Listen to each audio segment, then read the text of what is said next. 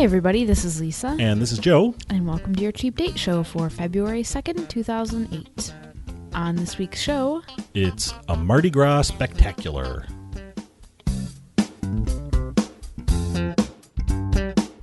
don't know. Is it really a spectacular? I doubt it.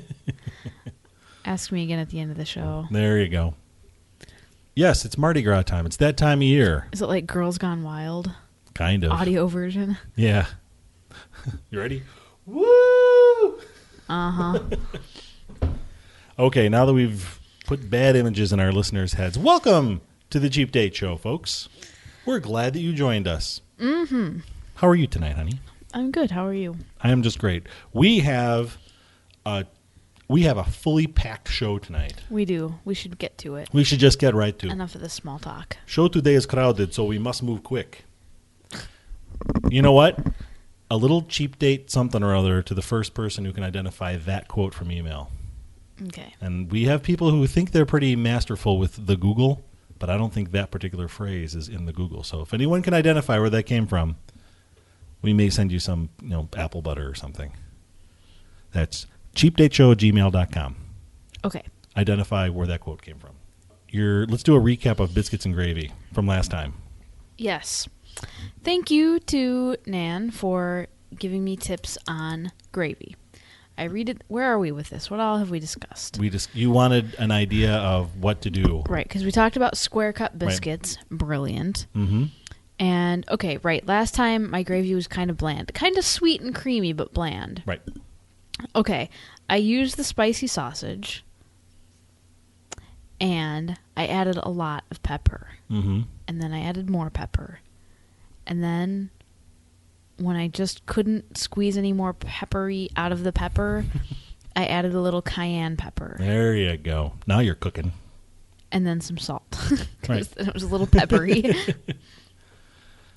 And it was wonderful. It was delicious. Also, I used whole milk instead of skim milk, which really made a big difference. It is. It's not like so much maybe in flavor, but I mean, it came together a lot faster. Yes. Trying to deglaze with skim milk is... Right. Well, it's kind of like putting skim milk in your coffee versus... If you use half and half, you need like a half of a teaspoon, whereas if you use skim milk, you need like... a quarter cup. Yeah. Exactly. Yeah, so the whole milk worked better. And yes, I added a lot of pepper. And you were my audience. What did you think? I thought it was wonderful. The test kitchen. Was it too spicy for you? No, it was perfect. We did love Nan's comment. This is Nan I didn't have to kick Joe out. from the For Whatever Reason show. Yeah. She said, and Tim, her husband, mentioned the kids, and Nan's response was, kick him to the curb. They can't handle the They spicy. can't handle the spices. But it was delicious, so thank you for that. Also, listener Brian, one of your favorite people in the world, said exactly the same thing. After Nan had said it and after you had tried it. He said, use spicy sausage. Oh, yeah. And if I had to do... Now, it would really be my parents who can't handle spicy sausage or can't handle the spicy gravy. But I think they could handle spicy sausage or maybe half and half, spicy and mild if I were making a big batch. And a lot of the spice came from the gravy itself, so I think you could use spicy sausage and come up with a pretty mild gravy. Mm-hmm. Mm-hmm. So it was delicious. So next time you said you were going to try maybe throwing some Slap Ya Mama in there. Yeah, we have this mixed Cajun seasoning. The thing is, I feel like the flavor is still a little bit one-dimensional with the pepper. Right. Even with adding cayenne pepper, there's some... Maybe I'll try it with Italian sausage sometime, or like some other, like sweet Italian sausage or hot. I don't know. Maybe I'll try some different sausages and see if I can. Yeah. I don't want it to taste like garlicky for breakfast, but I would like some flavor other than pepper. Mm-hmm. But I have a very good base going now, so thanks to all who have contributed, and thank you to my lovely partner in podcasting and life for eating my cooking. Hey, my pleasure. You serve it up, I'll eat it. That's like Homer Simpson. Marge. Okay. Next. Why don't we just get right into it? You want to go? I do want to go. You want a Gumbo a go-go? Oh, look at that. Okay. That was terribly, I didn't see that. terribly lame. And believe it or not, I didn't see it coming. Gumbo A Go-Go is a new Cajun Why restaurant. don't we fight on the air? Like, it's just fist fight. Come on, right now. Ow. Ow! Forget the restaurant stuff. All right. Let's spice it up a little. That's it. We're done. Oops. Okay. Let's talk about You don't need that. Gumbo A Go-Go, All which is primary located material in here. downtown. That's right. Which is located in downtown Palatine, Illinois. The heart of gumbo cuisine. Or gumbo Palatine, Cajun Illinois. cuisine. Right near Dirty Nelly's, which is a great club years ago, and they cleaned Still it up, is. and it's still a great club. From But right anyway, we found out about this place. It's been open for a little while, and it is a. How would you describe it? It's a restaurant. A couple weeks ago we talked about Heaven on 7, which is a traditional restaurant. You go in, you sit down, they serve you. Gumbo A Go-Go is a place where you go and you go up to the register. They have a menu board. They don't have a huge menu. Right. Well, okay, yeah. In terms of format, I mean, Huge, I mean expansive. Just to clarify. Yeah. Okay. It's go big ahead. enough you can see it to read it. I guess it's like it's a counter where you go up and order food, but then you sit down and they bring your food to you. So it's kind of a hybrid. Right. I think it's really more a carry-out. It's like a carry-out place, but then you can sit in there too, and I don't know. They just bring your food out rather than making you carry it around. But you go up, you order, you pay, then you go sit, and I don't know. I mean, It's a casual place. Like even Arby's does that. Yeah, but this is not sometimes, so- Arby's. No, Let me tell I'm you. not No, I saying. know I'm what just. you're saying. I'm like, yeah, it's not. No, but they bring your food out to you, and it's very cool. We'll have a link. I wouldn't call it fast food, but you could call it fast food if you wanted to. I would. I mean, it's really good fast food, Okay. and it's okay. Okay, yeah, kind of like Legrand, huh? So there's there's a link in the show notes to this place, and if you take a look at the picture, you'll see a picture of the mural that's on the wall, which is painted by a 16-year-old high school student, and it kind of evokes New Orleans, and the table we sat at is actually in this picture. I'll have you know. So look, Excellent. the table that's on the left is the one that Lisa and Joe are sitting at. FYI, if you really want to put a mental picture together. Anyway, so you I don't recommend it. But so you walk into this place, and it's casual. So there are tables, and there's the various hot sauces on the table. I mean, each table has a bottle of hot sauce on it, and they have a couple of different brands. They have the Frank's, and they have the Louisiana hot sauce, and they have a bunch of other things. And like I said, there's a mural on the wall, which evokes New Orleans. Mm-hmm. And then it's very, very nice. it is very nice. It is not fancy. It's casual. Yeah, I meant the mural in particular is yes. nice. Everything else, yeah, I mean, like nothing really, pretty well lit, like brightly lit, which kind of makes you think more fast food than restaurant. Mm-hmm. But they have some cute little touches. They have beads on the tables, and Exactly. it's colorful. It's festive. It is. It's very colorful and festive. They have masks hanging on the wall. Yeah. So when you go in there, look at the menu. It's all your standard Cajun and New Orleans type of dishes. Right. And you're right that it's not expansive. It's Right. actually, especially compared to Heaven on 7, where the menu goes on and on and on. The menu is actually pretty small. Not small, but it's workable. And you won't get bored working your way through the menu, that's for sure. Let's go right to... the other cool thing is that they have all the stuff up there, and depending on what you order, there's different heat indexes, and you can ask for a taste of anything on the menu. Yeah, that's something they do, and they kind of broadcast it everywhere. And at first I was like, well, what's the big deal? Until we tried it, and I was like, you know what? That's actually really cool. Free samples. Mm-hmm. If you go in there and you're not sure if you can handle the drunken chicken, you can Right. say, hey, can I have a bite of drunken chicken? Sure. And they give it to you in a little cup, and you taste it, and you say, you want a whole bowl of that? So, let's talk about what we had. Okay. We started off with an appetizer that just looked too good to pass up. It's called their Black and Blue Dip. Sweet and spicy corn, black beans, and blue cheese crumbles. It says served over chips. It actually wasn't served over chips. It was served with chips. but you dipped it in there, and man, was that good stuff. It was. That's also the dish, it turns out. It's a dish that they call the bumblebee stew. So basically what they did was they gave us a bumblebee stew, and they gave us some chips on the side, and we used it as a dip. The bumblebee stew is something that you can actually have as a main dish. Oh, really? That's basically the same thing. Right. That was good. So that was really good. And then to drink, you had the Turbo Dog. Turbo Dog, yeah. I had an Abita Amber, and you had the Abita Turbo Dog. But then we had to trade. Yeah, we switched. Well, we didn't have to trade, but it turns out that I liked yours better. You actually liked the Amber better, and I liked the Turbo Dog better. Yeah. So. Aww. So it was very cute. So we switched off. So then we go to our main dishes. Now, like Lisa said, I was able to taste test a couple of the different things because I really want to know how hot was. Well, yeah. So, can we go out of order just a little bit here? Go right ahead. I had the red beans and rice. Sausage, onions, peppers, olive oil, red beans, and rice, of course. Good, sweet, mild. It was listed as a 0 on their spiciness scale. Right. And normally I would want something spicy, but I really wanted to try red beans and rice for some reason. And I did, and I'm glad I did. But I just want to address the spiciness thing here.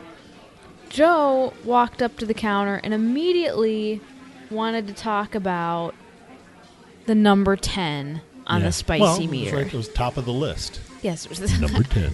And you didn't get any further than that. Checking in at number 10. So Joe, what was that, the voodoo chicken? That would have been the voodoo chicken. Joe's like, oh yeah, the voodoo chicken looks pretty good. I'm like, dude, it's a 10.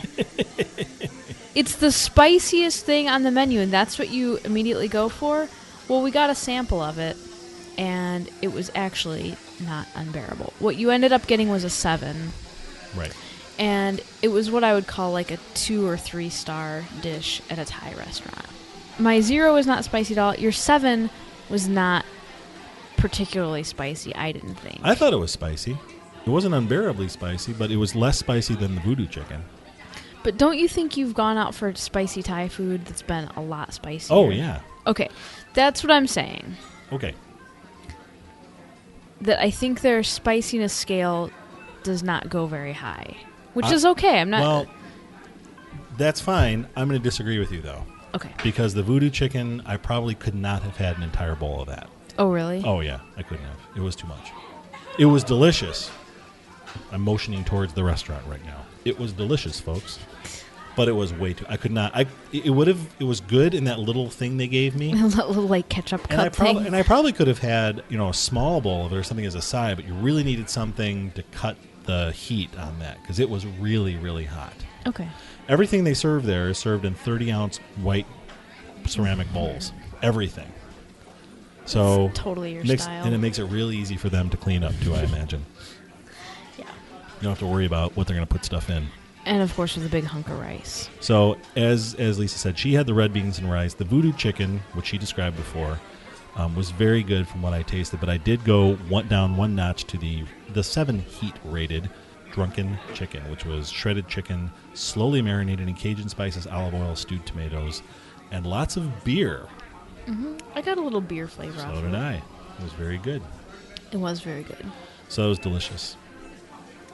We did not... Now, it's also worth mentioning that all of their main dishes can be ordered either as an entree over rice, because it was served in a bowl over rice, or on bread as a po' boy. Yeah. So, for example, that voodoo chicken po' boy would have been... I would have been screaming. So what are we looking at here? They have red beans and rice, jambalaya, gumbo, the bumblebee stew you mentioned, Creole, etouffee, white chili, drunken chicken, voodoo chicken, bourbon street chicken. Mm-hmm. That's it. Yeah. For their entree That's it for the menu. main entrees. Yeah. So, all I'm saying about that is it is a very basic menu, which actually is kind of nice because you can really think about what you want to order. Mm-hmm. Of course, the Creole comes with different meats. The jambalaya really doesn't, but I mean, there's some variations in there, but it's a pretty basic menu, and it's not overwhelming. Mm-hmm. True. And it was delicious. It was delicious. So we will be back. That was huge. It was huge, and it's also very, very reasonably priced. Oh, yeah. Fast food pricing. No need to tip. Mhm. You can get a beer. My bowl of drunken chicken was $7, and when we left, we were totally full. Next time we go, I want to have shrimp etouffee. No, I want to have white chili and peach cobbler. Mm-hmm. Yes, they do have a pretty nice. They have a pretty nice dessert menu. Well, that was it. Yeah. But it looks interesting.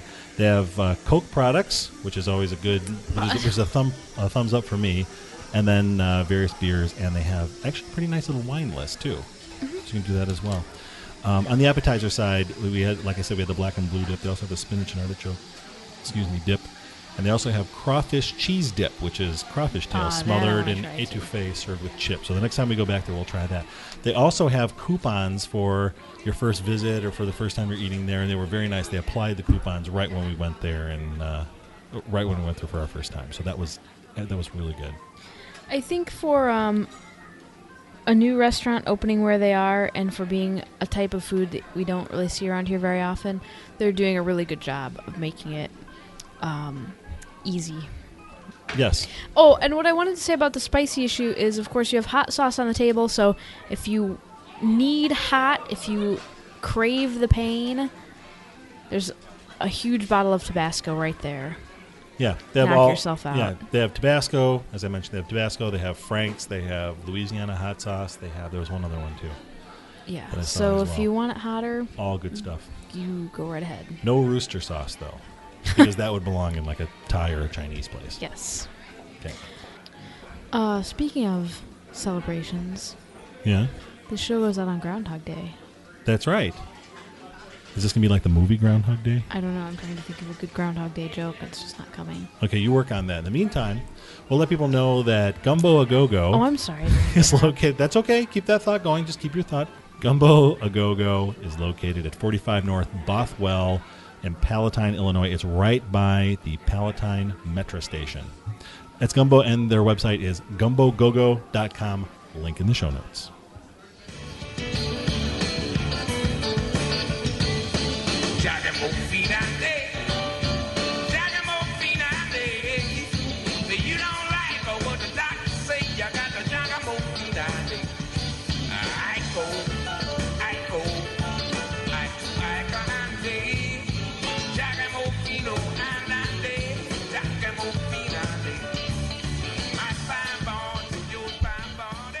Okay, moving on. You mentioned La Granja in the review of Gumbo Go-Go. I did. Unfortunately, La Granja in Palatine, a place that we were very excited to find about a year ago, is closed. There's a sign in the window that says closed for the holidays. And we fell for it on like December 27th, but now we're not so sure. So we called, the phone number's been disconnected. So we'll keep an eye on that. Those of you in the area who like this place, it was a wonderful, wonderful place, and we're sorry to see it go. I don't think it was for lack of business, but that's just my opinion. Mm-hmm. The other place that closed that's no longer in business is Chicago Pizza Company, which was the very first restaurant we reviewed when this show was retooled as Cheap Date. Does this not bode well for us? I don't know. Hope not. I think that was because of lack of business. Mm-hmm. We've talked about this at length, but, well, there's so many things that, and I really do mean this with all respect to restaurant owners and people who run restaurants. There's so many things that go into making a restaurant successful. Mm-hmm. Besides having good food. I mean, that's a good start, I think. Oh, yeah. It helps. And I won't speculate as to what happened with Chicago Pizza Company, but we didn't really see people there very often. No.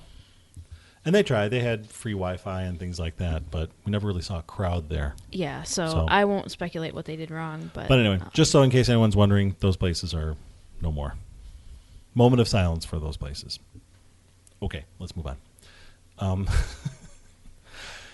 Last weekend, or 2 weekends ago, was the Chicago Beer Society's Brewpub Shootout. Now, had we been able to attend, the two of us would be sitting here talking about the beer and the food that we drank and ate. Mm-hmm. However, we were unable to attend this year. But listener Chris big thumbs up to listener Chris, Yes, send always. us a summary of what was going on. And I may actually post some of this on our blog site. He gave a very comprehensive review, as Chris usually does. He gave a very comprehensive review of what was there. He has quite the mind for detail. He does. He said that Emmett's grilled duck breast with a blackcurrant glaze, jasmine rice cake, and braised leeks with Destitute Dick's Colonial Ale won first food and third food and beer pairing. Wow. Flossmoor Station with Kind Ale IPA won for the best beer. Goose Island's braised beef oxtail served on a crostini with bone marrow demi-glace with La Deuxième Belgian Double won second pairing. Do you see why we love the Brewpub Shootout? God. Like, just 4 bites of the richest thing you've ever heard of. Well, this thing, the Goose Island thing that I just read, is like the ultimate essence of beef. What did Adam say on Northern Exposure? I know, when they were that's making the what I'm demi-glace? saying, They took a cow. And they boiled it down to like a quarter cup. Yeah. Yeah, no, that's... I mean, where else could you get... Only this... And the thing is, that's what I'm saying. All you need is 2 bites. Mm-hmm. Exactly. It's perfect. Gordon Biersch's New Orleans-style Mars and barbecue shrimp on French bread with Mars and won third food. Rock Bottom's crispy prosciutto. I think Rock Bottom had that beef thing last year that we really liked. Mm-hmm. The crispy prosciutto wrapped shrimp atop barley-encrusted beef tenderloin with blood orange-infused wort glace, or wort glaze, I think is what it is, with American barley wine won first pairing, second food, and third beer. And the Three Floyds barbecue brisket with Vedegoop wheat wine won second beer. So, goodness. I raised my Heineken to the Chicago Beer Society. We'll have a link in the show notes to them as well. It's a wonderful organization. If you live in the Chicago area, we highly recommend you join if you like beer or if you like food. You don't even have to be that crazy about beer, although I don't know why anyone wouldn't be. But and thank you, Chris, for that. He also wrote it. He also gave us a guest review of a restaurant that he went to. It's like we were there. And we don't have time to do it tonight, but we will do it on the next show. So, a guest review from listener Chris coming up next time. Oh, good. Valentine's Day is coming up as well. Oh, crap. And before... Jeez, didn't we just get done with Christmas? I know. But before we do our next show, don't forget Valentine's Day. So remember your sweetie. Right, I'm on it. And you know what one of the great things to do on Valentine's Day would be? Ooh, what? White Castle. From 5 to 9 p.m. on February 14th, you can bring your sweetie for a candlelit dinner at White Castle. Is the romance gone? Is the bloom off the rose? Are the little tassel-y things off the handlebars of the tricycle? What day is Valentine's Day? Like a Tuesday? Valentine's Day is on people are shouting into their iPods right now. The 14th is a Thursday. A Thursday. Thursday. Who can be romantic on Thursday? I think I'm pretty romantic every day of the week. But that's just me. Are we done? I'm done. Okay. We'd like to thank everyone for listening. And if people want to get a hold of us, Lisa, how do they do that? I hear they can call us, right? They can. 206-203-3283. Our email address is cheapdateshow@gmail.com. That's good. You did that just like a professional. What? I don't even know how to take that. We will talk to you in a fortnight. Have a wonderful Mardi Gras. Have a happy Valentine's Day. We'll see what happens around here on Valentine's Day. Yeah. And we will talk to you in a fortnight. Good night.